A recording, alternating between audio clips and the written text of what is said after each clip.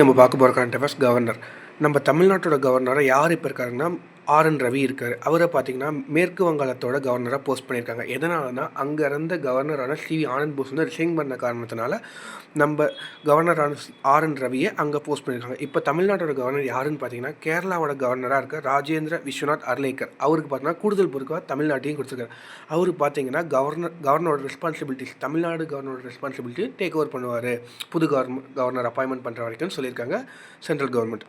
இப்போ ஒரு கவர்னர் எப்படி தேர்ந்தெடுக்க முடியும் நம்ம அரசியல் சட்டத்தில் சொல்லியிருக்காங்கன்னா விதி எண் 153 விதி எண் 161 வரைக்கும் அதுக்கான கோட்பாடுகளை கொடுத்துருக்காங்க. விதி எண் 153 என்ன சொல்லுதுன்னா ஒரு ஸ்டேட்டுக்கு கம்பல்சரி ஒரு கவர்னர் இருக்கணும்னு சொல்லியிருக்காங்க. அதே மாதிரி 7வது அரசியலமைப்பு திருத்தச் சட்டத்தில் பார்த்தீங்கன்னா 1956 வந்துச்சு 7th அமெண்ட்மெண்ட். அதில் பார்த்தீங்கன்னா ஒரு பர்சன் 2 இல்லை அதுக்கு மேற்பட்ட ஸ்டேட்டுக்கு கவர்னராக இருக்கலாம் அப்படிங்கிறத சொல்லியிருக்காங்க. அதை வந்து 1956 அமல்படுத்தியிருக்காங்க. விதி எண் 154 இது பார்த்தீங்கன்னா ஒரு ஸ்டேட்டோட கவர்னருக்கு பார்த்தீங்கன்னா என்னென்னலாம் எக்ஸிக்யூட்டிவ் பவர் இருக்குங்கிறது, ஒரு மாநிலத்தில் கவர்னருக்கு என்னென்னலாம் எக்ஸிக்யூட்டிவ் பவர் இருக்குங்கிறத சொல்கிற ஆர்டிக்கல் தான் பார்த்தீங்கன்னா 155 156. அது என்ன சொல்லுதுன்னா ஒரு கவர்னர் எத்தனை வருஷம் வந்து பதவியில் இருக்க முடியும் அப்படிங்கிறத சொல்லுது. 5 வருஷம் பார்த்தீங்கன்னா ஒரு கவர்னர் வந்து கவர்னர் பதவியில் இருக்கலாம். அதுக்கடுத்து 157 158 இது பார்த்தீங்கன்னா ஒரு கவர்னர் பார்த்தீங்கன்னா இந்தியன் சிட்டிசனாக இருக்கணும், 35 வயசுக்கு மேலே ஆகியிருக்கணும். இதுதான் பார்த்தீங்கன்னா குவாலிஃபிகேஷன் கண்டிஷன் கவர்னர் ஆஃபீஸுக்கு. இது வந்து 157 158 விதியில் வரும். அடுத்து பார்த்தீங்கன்னா 159 இது பார்த்தீங்கன்னா ஓத் அண்ட் அஃபர்மேஷன்.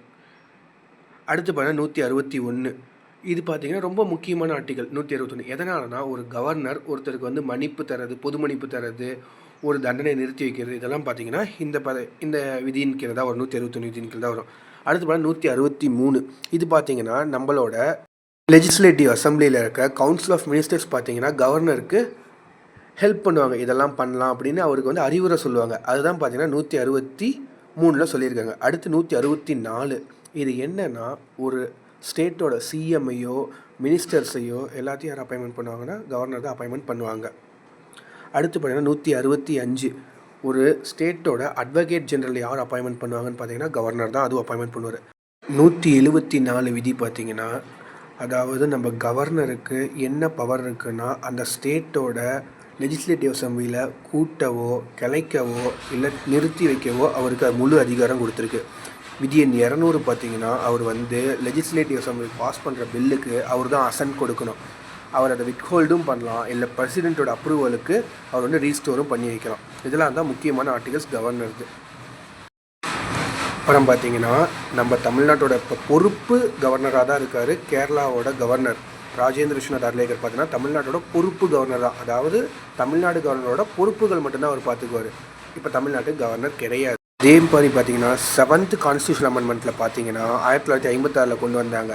விதி எண் 153 படி பார்த்தீங்கன்னா ஒரு கவர்னர் பார்த்தீங்கன்னா 1 இல்லை 2 ஸ்டேட்டை பார்த்துக்கலான்னு அரசியலமைப்பு சட்டத்துலேயும் இடம் இருக்குது. அதனால தான் பார்த்தீங்கன்னா இப்போ கேரளாவோட கவர்னர் நம்ம தமிழ்நாட்டோட பொறுப்பு கவர்னராக போட்டிருக்காங்க.